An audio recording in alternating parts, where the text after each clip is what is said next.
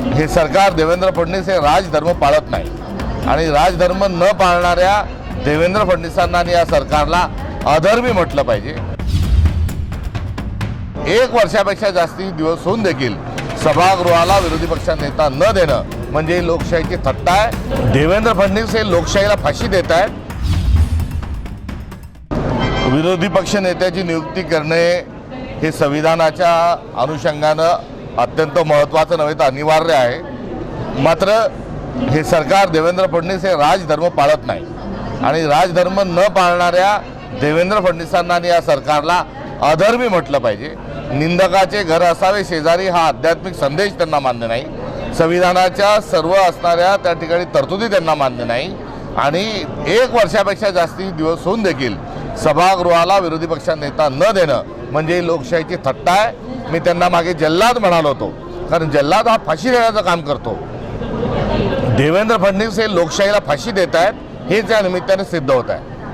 साहेब, काँग्रेसचं काय ठरलेलं आहे, आघाडी की स्वतंत्र? स्थानिक नेतृत्व आणि स्थानिक जिल्हा काँग्रेस यांना आम्ही आमचे अधिकार दिलेले आहेत। ते आघाडीच्या संदर्भात स्थानिक पातळीवर निर्णय घेतील।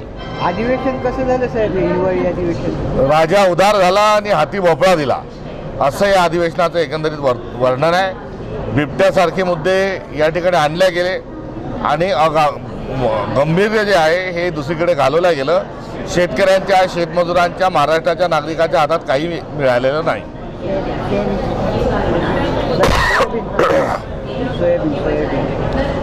सोयाबीनचा ज्या दिवशीपासून मोदी सरकार सत्तेवर आलं त्या दिवशीपासून सोयाबीनचे भाव समान दरात आहे। महागाई वाढली, बियाण्याचा खर्च वाढला, मशागत खर्च वाढला, कीटकनाशकाच्या किमती वाढल्या, खताच्या किमती वाढल्या।